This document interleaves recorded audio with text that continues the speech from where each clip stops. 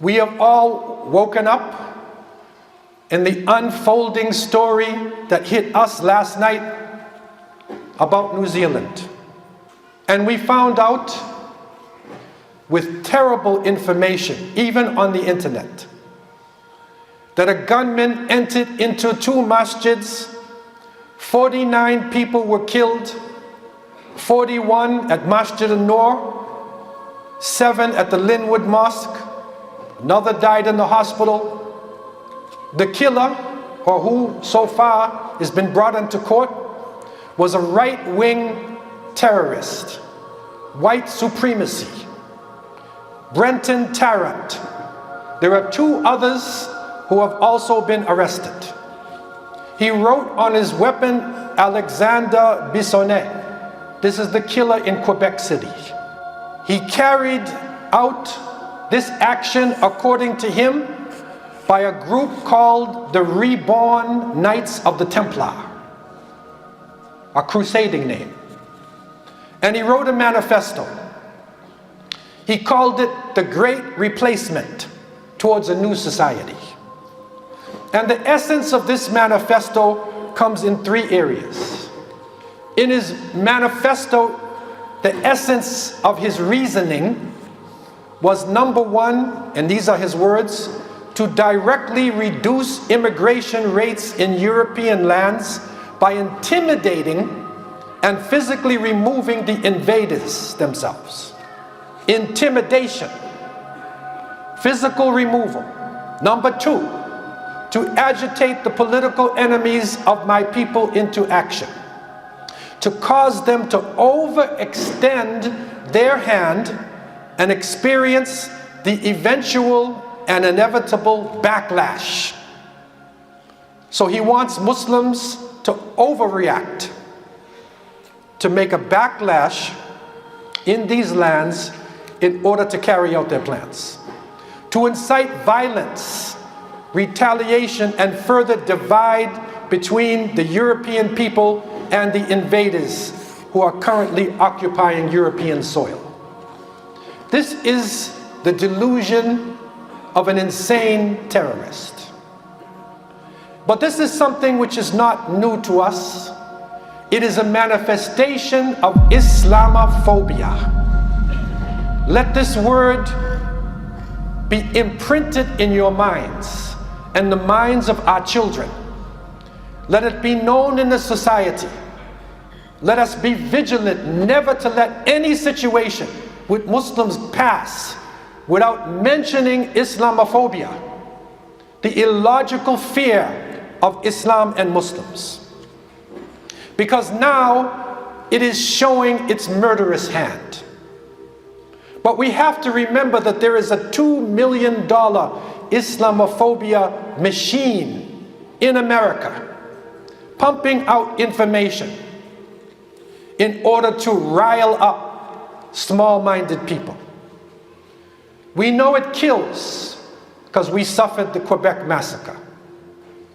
2 months ago in Edmonton, right-wing terrorists entered the masjid.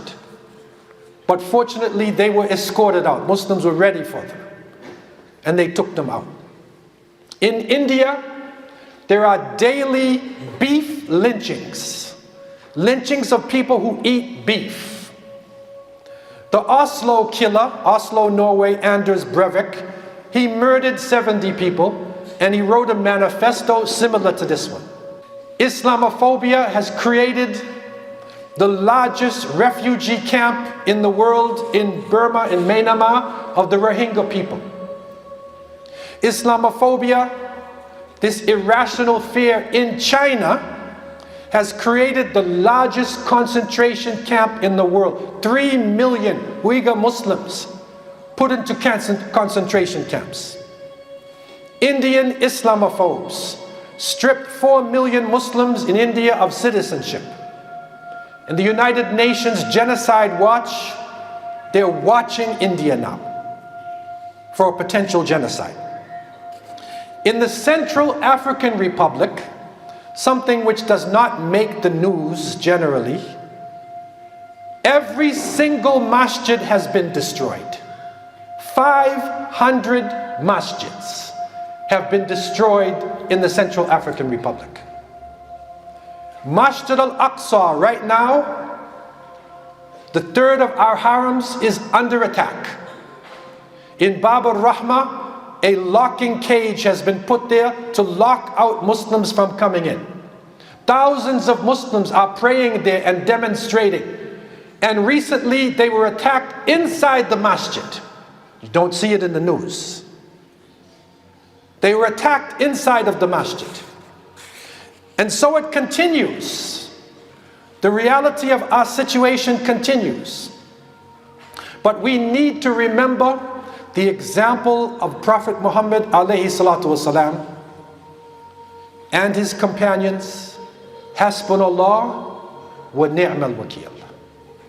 They took a stand for Allah subhanahu wa ta'ala. They had what we call husn al-dhan billah. We have to have the best belief, our understanding of Allah subhanahu wa ta'ala. We don't know the future. And if we don't know the future, then we shouldn't be afraid of the future. Because Allah subhanahu wa ta'ala knows what will happen in the future. And husn al-dhan billah will tell us we believe in Allah. We believe that Allah has the best for us. Some of us will live longer. Other of us will depart this earth, inshallah, in a state of Islam. We have to have this positive understanding of the creator of the heavens and the earth.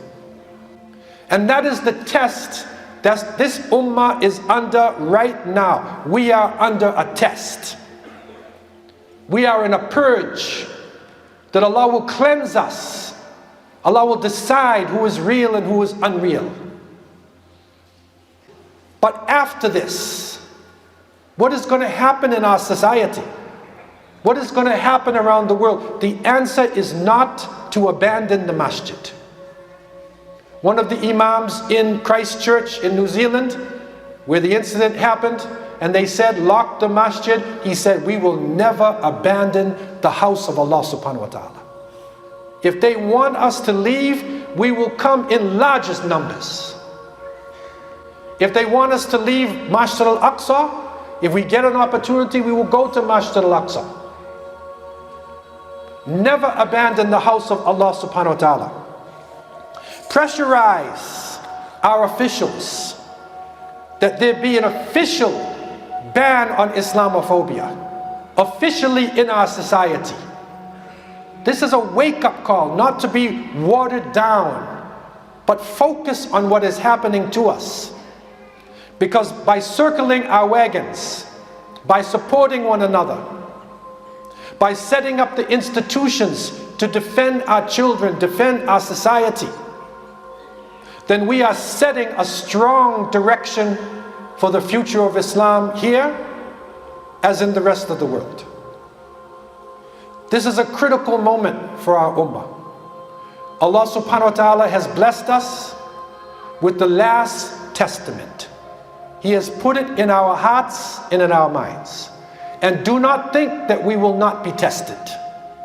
Do not think that fitna, that trial and tribulation will not come to us as it came to believers before us. But the believers took a stand. They had husn al-dhan billah.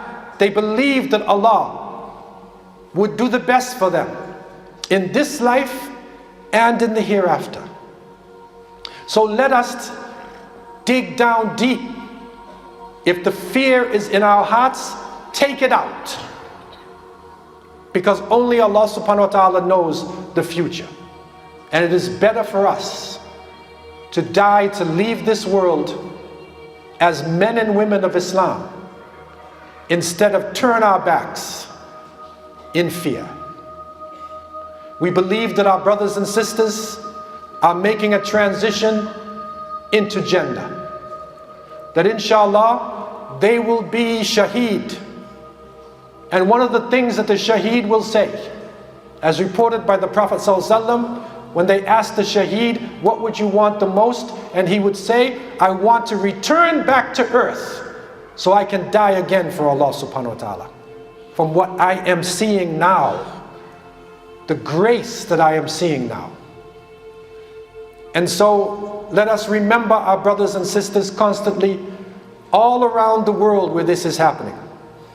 Let us remember not only with our dua, but with our assistance, with our intelligence, with our knowledge. This is the time to close ranks. And for believers, if we have patience, fortitude, then this can turn into a positive situation for us, instead of being one to cause depression and anxiety. Allah subhanahu wa ta'ala is the creator of the heavens and the earth. When we say Allahu Akbar, we mean it. That Allah is greater than everything in this world. May Allah subhanahu wa ta'ala enter our brothers, sisters into the highest part of Jannah. May Allah subhanahu wa ta'ala help the children who died in Christ shall enter them into the highest part of Jannah. May Allah subhanahu wa ta'ala help the shuhada all around the world, the Uyghur Muslims, Muslims in Al-Aqsa, in Central African Republic. May Allah make it easy for them, tighten their ranks. May Allah help believers throughout the world and raise up leadership in the Muslim world to take us from darkness into light. And may Allah help all of us that our last word would be kalima la ilaha illallah Muhammadur Rasulullah